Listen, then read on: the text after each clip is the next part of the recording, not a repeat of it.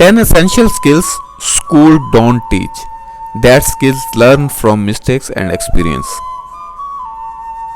Investing, networking, negotiation, problem solving, time management, financial literacy, communication skills, civic responsibilities, emotional intelligence, self care, and mental health.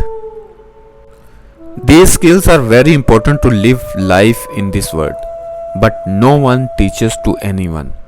These skills are learned by mistakes and experience. The person who learned these skills spend a very successful life in this world. So this is very important for every person, and every person should strive to learn these skills. Thank you for watching this video.